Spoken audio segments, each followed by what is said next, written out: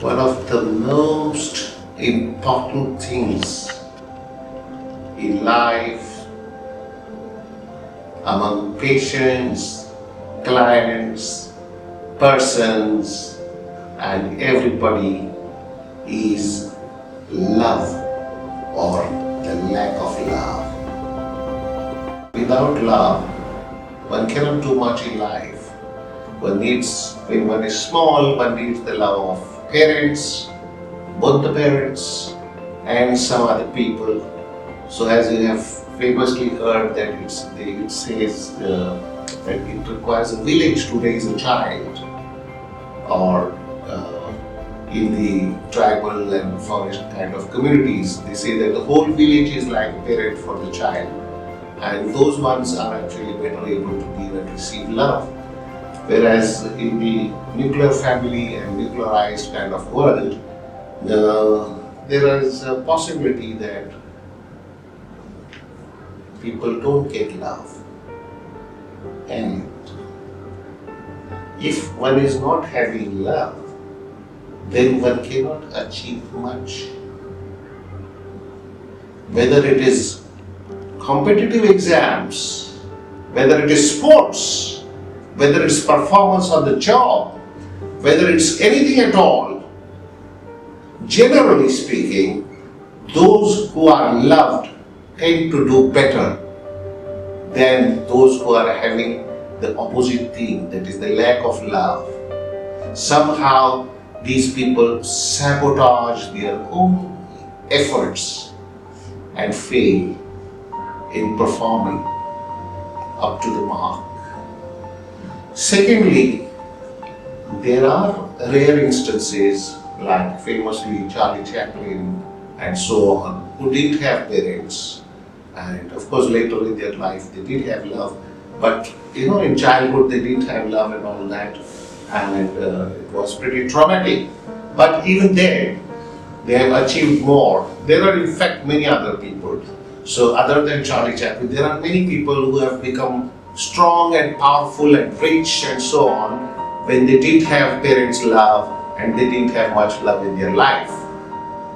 Now that is, it is possible, and it's a kind of overcompensation. It's a kind of, okay, I don't have love, so let me achieve more, let me become more rich, let me do this, let me achieve the highest Bedekar, at least then people will love me. Let me get the Pulitzer, let me get the Therapeutic, let me get the Nobel Prize, then at least people will love me.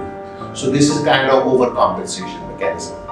And secondly, and very unfortunately, that these people who don't get love and then they overcompensate and do things to get love, or sometimes merely they convert it into kind of ambition and energy to go and achieve in business or in work life and so on, and achieve powerful positions and a lot of power and money.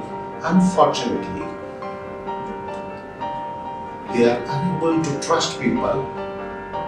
They have trust issues, they have security issues in bonding with people, their attachment to people is insecure, and they have, they are unable to give and receive love. So giving and receiving love is one of the most fundamental attributes of human beings and maybe even animals.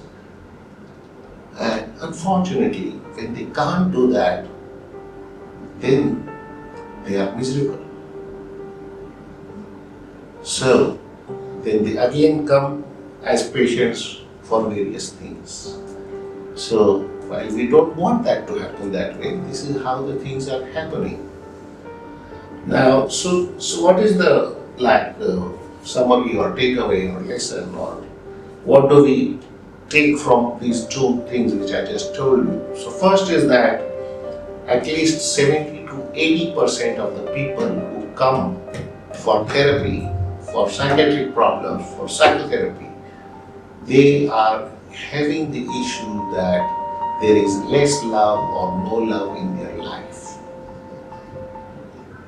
So, what we do as therapists is that first of all we address that knot of different emotions that they have. We unravel the knot, and then we see how we can increase the love in their life. So that is like a rehabilitation. So the things that a person can do to love themselves and get love and receive love and give love, that is extremely therapeutic and one of the very fundamental things which are required or which are very useful in therapy.